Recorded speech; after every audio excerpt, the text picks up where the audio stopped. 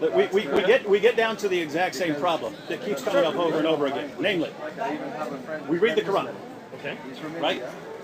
We read Surah 9. We get to 929. Fight those who do not believe in Allah. Sure. Hey, that sounds like it's calling on fighting people just because they don't believe in Allah. Sure. You would say no, because it really means fighting these particular people and so on, right? Sure. And so you have to go outside of that to even understand what it's saying. So fight those who do not believe in Allah, nor the last day, nor hold that forbidden which hath been forbidden by Allah and His Messenger, nor acknowledge the religion of truth from among the people of the book, so Jews and Christians, until they pay the jizya with willing submission and feel themselves subdued. That, if I'm reading that, until they pay the jizya with willing submission and feel themselves subdued, that sounds pretty clear. You fight people until you fight Jews and Christians until they pay the jizya. So if I'm standing here right now and there's all the Christians and Jews, should I just start going attacking them? No. Well, why not? No. Why not?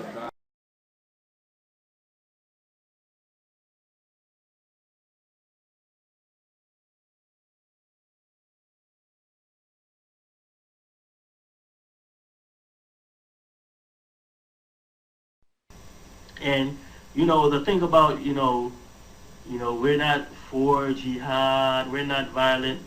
It's a halfway truth, because what the Saudi ulama teach, the Saudi mullahs, what they teach is, when you're a minority in an Islamic country, you follow the Meccan surahs.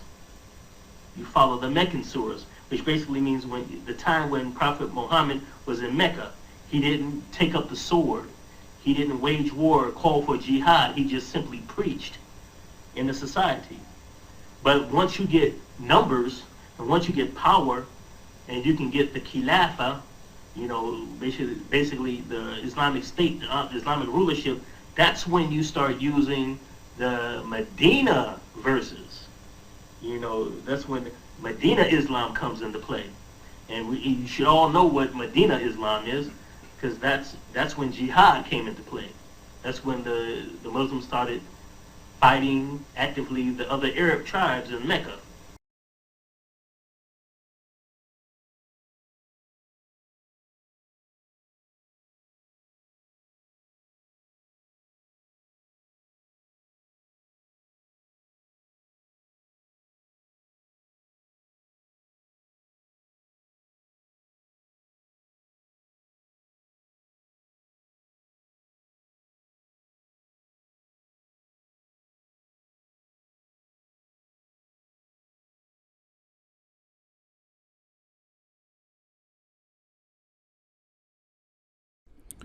And you can actually see this model in the story of Islam.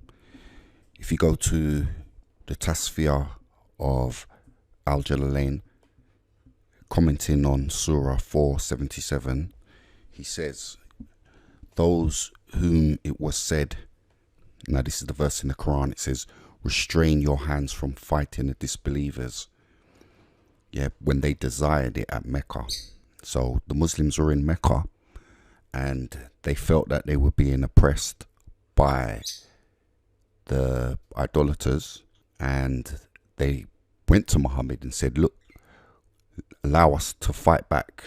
We want to fight back against these people.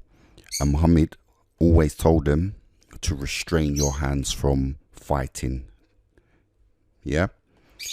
But as you can see in Asbab al-Nuzul by al-Wahidi, commenting on the same verse, chapter 4, verse 77, he says, they used to say in Mecca, "O Messenger of Allah, allow us to fight them."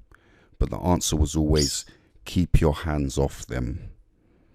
But when the Messenger of Allah migrated to Medina, he commanded them to fight.